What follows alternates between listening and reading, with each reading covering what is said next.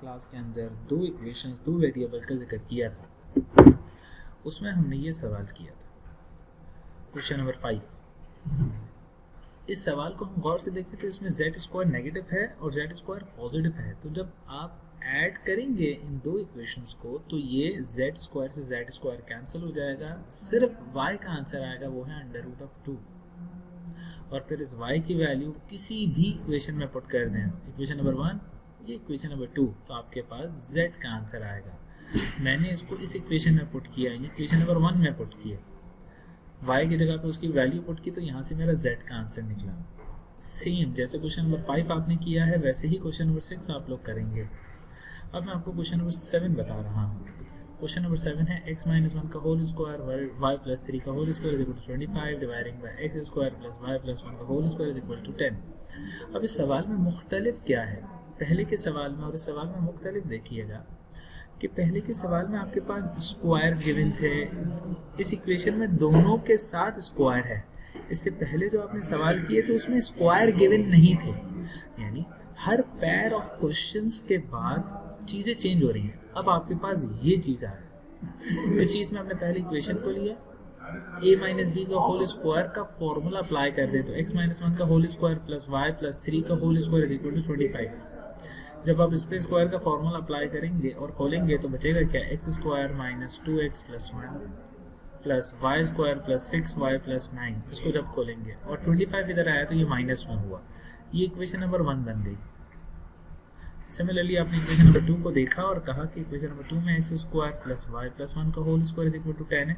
इसको जब मैंने सॉल्व किया तो मेरे पास ये इक्वेशन नंबर 2 बन गई, x square + y square + 2y = 9। अब मेरा टारगेट क्या है, अब मेरा टारगेट इस सवाल में ये है कि यार इन दोनों इक्वेशन यानी equation number 1 and equation number 2 को आप इक्वेशन नंबर 1 को सब्ट्रैक्ट करें, equation number 1 subtract equation number 2, यानी दोनों इक्वेशंस को माइनस कर दें। तो आपने ये इक्वेशन लिखी, यानी आपने ये वाली इक्वेशन लिखी, इक्वेशन है x square + y square - 2x + 6y = 15, और फिर ये वाली इक्वेशन लिखी, x square + y square + 2y = 9, और इन दोनों इक्वेशन को आपने सब्ट्रैक्ट किया।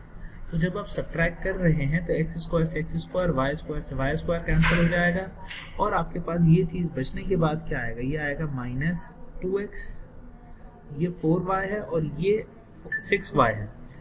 तो ये सॉल्व जब हुआ तो ये जब आपके पास सॉल्व हुआ तो हमने ये देखा कि देखिए ये तो माइनस हो जाएगा, यानी ये प्लस है बट माइनस की वजह से ये माइनस होगा, तो 6 में से 2 निकलेगा तो 4 बचेगा, 15 में से 9 निकलेगा तो 6 बचेगा। तो यहाँ से मेरे पास x = x की क्या वैल्यू आई, x की वैल्यू आई 2y - 3।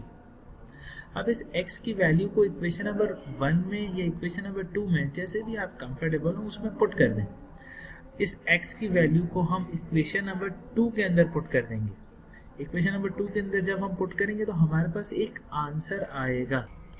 दोस्तों देखिएगा, हमारे पास जो सवाल है, हमारे पास जो बेसिक फिलॉसफी है वो ये है, दो इक्वेशन, दो वेरिएबल को कन्वर्ट करें एक इक्वेशन एंड एक वेरिएबल में, यानी इन दोनों इक्वेशन को सॉल्व करें। इक्वेशन नंबर 1 को हमने सॉल्व की, ये बनी, स्क्वायर का होल स्क्वायर का फॉर्मूला, होल स्क्वायर का फॉर्मूला खोला और मेरे पास इक्वेशन नंबर 1 क्रिएट हो गई। सिमिलरली इसको देखा, y + 1 का होल स्क्वायर का फॉर्मूला खोला, एक्सपेंड किया, यहाँ से इक्वेशन नंबर 2 क्रिएट हुआ। इन दोनों इक्वेशन को सब्ट्रैक्ट कर दिया, सब्ट्रैक्ट करने के बाद जो बचा वो है x = 2y - 3। अब ये जो वैल्यू आई ना, इसको इक्वेशन नंबर 3 कह दिया, और इसको आप पुट करें इक्वेशन नंबर 2 में, तो इक्वेशन नंबर 2 ये है। तो इस इक्वेशन में x स्क्वायर की जगह पे मैं क्या लिखूंगा, 2y - 3 का होल स्क्वायर जो मैंने लिखा है, + y स्क्वायर + 2y = 9। जब मैं इसको सॉल्व कर दूंगा ना दोस्त, तो मेरे पास एक क्वाड्रेटिक इक्वेशन आएगी, और उस क्वाड्रेटिक इक्वेशन से y की वैल्यू आ जाएगी। मेरा जो सवाल का टारगेट है वो है सॉल्व। सॉल्व का मतलब है find the value of variable.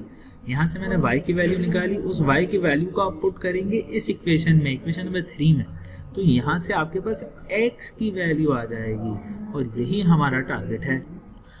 दोस्तों अब हमारे पास एक सवाल है, वो है y square + z square = 16, 2y square - 3yz + z square = 0। पहली इक्वेशन ये हो गई, दूसरी इक्वेशन ये हो गई। तो जो सेकंड इक्वेशन है ना दोस्तों, इसको फैक्टराइज करें, यानी 2 1 2 और दो टेबल हमने ऐसे ढूंढे जिसको मल्टीप्लाई करे तो 2 आए, बट ऐड करे तो 3 आ जाए, तो मैंने कहा 2 और 1 ही ले लेना, यानी 2y square minus 2yz minus yz plus z square, ये मैंने फैक्टराइज कर दिया। और उस फैक्टराइज के बाद बन गए मेरे पास दो ब्रैकेट्स, जैसे आपने पहले प्रैक्टिस की है।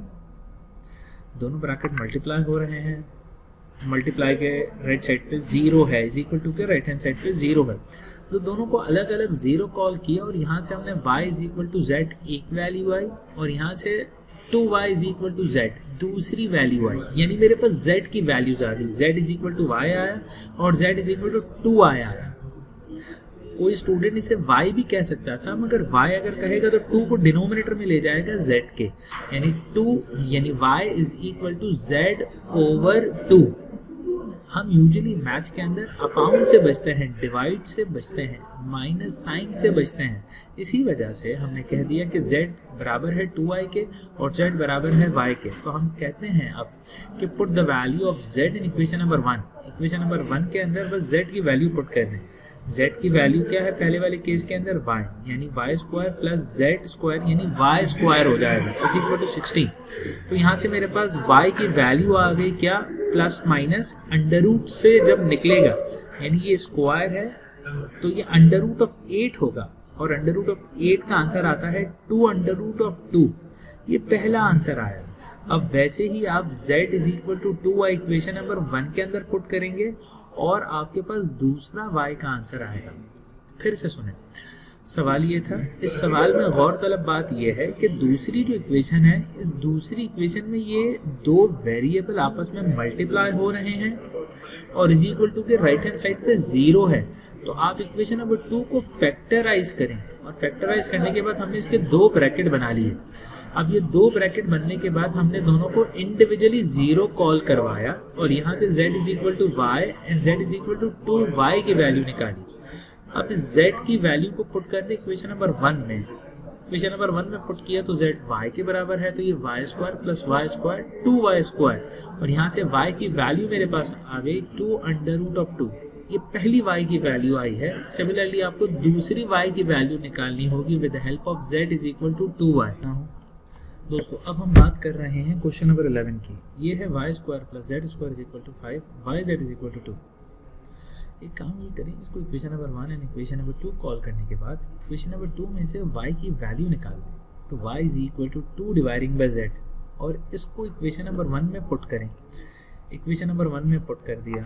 जब मैं इसको सॉल्व करूंगा तो मेरे पास एक क्वाड्रेटिक इक्वेशन बनेगी, और उस इक्वेशन के थ्रू मैं z की दो वैल्यूज निकाल लूंगा।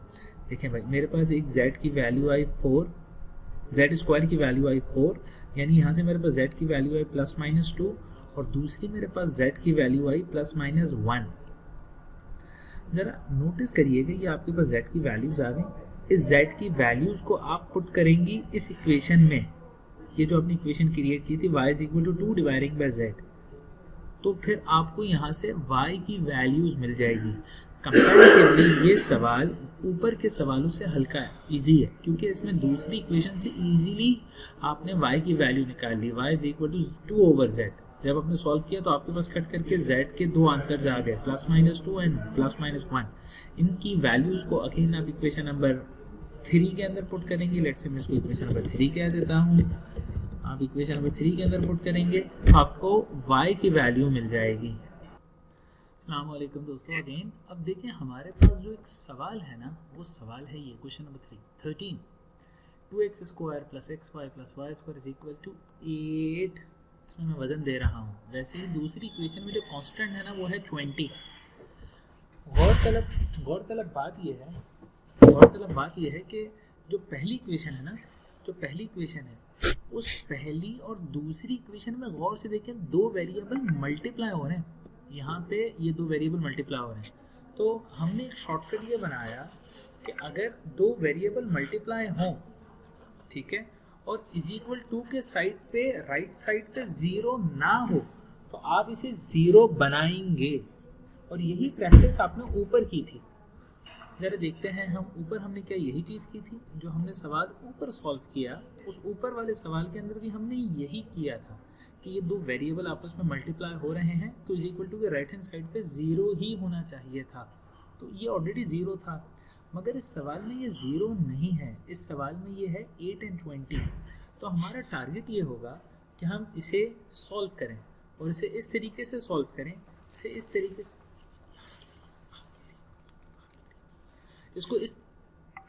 इसको इस तरीके से सॉल्व करें, इसको इस तरीके से सॉल्व करें कि हमारी ये चीज़ कैंसिल होने के बाद 0 हो जाए, और ये मैंडेटरी है, ठीक है। तो इसके लिए काम क्या करना है, इसके लिए काम ये करना है कि आप इक्वेशन नंबर 1 को मल्टीप्लाई करें 5 से, इक्वेशन नंबर 2 को मल्टीप्लाई करें 20 से, सॉरी इक्वेशन नंबर 1 को मल्टीप्लाई करें 8 5 20 एंड 8, इक्वेशन नंबर 1 को 5 से मल्टीप्लाई करें और इक्वेशन नंबर 2 को 2 से मल्टीप्लाई करें। तो बेनिफिट क्या मिलेगा? तो बेनिफिट ये मिला कि ये हो गया 40, ज़रा देखिएगा, ये हो गया 40 और ये भी हो गया 40, अल्हम्दुलिल्लाह। अब इस 40 से 40 कैंसिल हो जाएगा तो हमारे पास ये 0 बनेगा। अब ये हमारे पास एक पूरी इक्वेशन आ गई है। अब दो वेरिएबल मल्टीप्लाई हो रहे हैं, राइट हैंड साइड पे 0 है और ये 0 ही होना चाहिए था, 0 आ गया, अल्हम्दुलिल्लाह। अब इसको जब हम फैक्टराइज से सॉल्व करेंगे तो दो ब्रैकेट बनेंगे और दोनों मल्टीप्लाई होने के बाद इज इक्वल टू कि दूसरी तरफ 0 है, तो दोनों को अलग अलग 0 कॉल करेंगे और यहाँ से हमारे पास y का एक आंसर आएगा 5x और दूसरा y का आंसर आया 2x। फिर से समझे इस बात को, हमने एक सवाल स्टार्ट किया ये, इसके अंदर हमने ये देखा कि दो वेरिएबल आपस में मल्टीप्लाई हो रहे हैं बट राइट हैंड साइड पे 0 नहीं है, कांस्टेंट नंबर मौजूद है 8 and 20। तो पहला टारगेट ये होगा कि इसको 0 बनाओ। कैसे? इक्वेशन नंबर 1 को 5 से, इक्वेशन नंबर 2 को 2 से मल्टीप्लाई करें, तो 40 जब आप दोनों इक्वेशन को सब्ट्रैक्ट करेंगे तो ये 0 हो जाएगा। 0 होने के बाद आपके पास ये चीज़ बन गई, ये एक इक्वेशन बन गई। इस इक्वेशन में अच्छी बात ये है कि दो वेरिएबल मल्टीप्लाई हो रहे हैं, इज इक्वल टू के अपोजिट साइड पे 0 है, तो उसको फैक्टराइज करें। फैक्टराइज करने के बाद हमारे दो ब्रैकेट क्रिएट हो गए। इन दो ब्रैकेट को हमने इंडिविजुअली 0 के बराबर लिया और हमारे पास y के दो आंसर आए, यानी एक आया y is equal to 5x, दूसरा आया 2x। अब इस y की वैल्यू को इक्वेशन नंबर 1 या इक्वेशन नंबर 2 जैसे भी आप चाहें उसमें पुट करें और x की वैल्यू निकाल लें। दोस्तों question number 16, find the two positive number which differ by 18 and whose product is 208। Suppose कर लें let two positive numbers are x and y. According to the condition, find two positive numbers which differ by 18 and whose product is this. तो हम इस सवाल को इस तरीके से, दोस्तों देखिएगा हमारे पास है कंडीशन के हिसाब से टू पॉजिटिव नंबर्स हैं x and y। According to the condition two numbers differ यानी माइनस हो रहे हैं। x माइनस वाई 18 के बराबर, यानी x is equal to 18 plus y हो जाएगा। दूसरी कंडीशन है उन दोनों का जो प्रोडक्ट है वो उसका आंसर आता है 208, यानी x y मल्टीप्लाई होने के बाद हो गए 208। एज पर द कंडीशन इस x के जगह पे मैं लिख सकता हूँ 18 प्लस y। इस इक्वेशन में x के जगह पे वैल्यू पुट कर दें 18 प्लस y, तो ये 18 plus Y times of Y is equal to 208। इन दोनों को सॉल्व करें तो ये 18y प्लस वाई स्क्वायर आया और 208 लेफ्ट हैंड साइड पे आया तो ये माइनस 208 हो गया। अब हमने इसको एक इक्वेशन में कन्वर्ट कर दिया और ये क्वाड्रेटिक इक्वेशन है। इस क्वाड्रेटिक इक्वेशन को सॉल्व करेंगे तो हमारे पास y के आंसर आ जाएंगे। उस y के आंसर को इक्वेशन नंबर 1 या इक्वेशन नंबर 2 जिसमें भी आप पुट करेंगे तो वहाँ से आपके पास x का आंसर आ जाएगा। फिर से समझे इस सवाल को। इस सवाल में हमने ये किया कि दो पॉजिटिव नंबर चुने जिसका नाम है x एंड y, दोनों को माइनस करें तो 18 आएगा और दोनों को मल्टीप्लाई करें तो 208 आएगा। तो हमने इक्वेशन नंबर 1 से x की वैल्यू निकाली 18 प्लस y। इस वैल्यू को इक्वेशन नंबर 2 में पुट कर दिया, ये 2 में पुट कर दिया और यहाँ से एक इक्वेशन बना दी, ये क्वाड्रेटिक इक्वेशन बन गई। इसके बाद आपको आता है कि क्वाड्रेटिक इक्वेशन से y की दो वैल्यूज़ निकलेंगी, उन दो वैल्यूज़ को किसी एक इक्वेशन में पुट करूँगा तो x की वैल्यू निकल जाएगी। दोस्त क्वेश्चन नंबर 17 है find two positive number whose sum is 21 and product is 261। Condition के हिसाब से लेट तो पॉजिटिव नंबर है x एंड y, दोनों को ऐड करेंगे तो 21 आएगा, दोनों के स्क्वायर सम को ऐड करेंगे and the sum of their square, दोनों को स्क्वायर करो और फिर ऐड करो, तो जो उसका आंसर आया वो आएगा 261। हमने पहली इक्वेशन से x की वैल्यू निकाली और इस वैल्यू को हम पुट करेंगे इक्वेशन नंबर 2 में, x की जगह पे पुट कर दिया 21 माइनस y का होल स्क्वायर, और इस इक्वेशन से हमने एक क्वाड्रेटिक इक्वेशन बना ली, ये क्वाड्रेटिक इक्वेशन बन गई। इस क्वाड्रेटिक इक्वेशन को आप फैक्टराइज करें ये क्वाड्रेटिक फार्मूला के थ्रू, इससे y के दो आंसर्स निकलेंगे। इन दोनों आंसर्स को आप इक्वेशन नंबर 1 में पुट करें तो आपके पास x की वैल्यू आ जाएगी। जैसे आपने क्वेश्चन नंबर 16 किया है वैसे ही क्वेश्चन नंबर 17 है।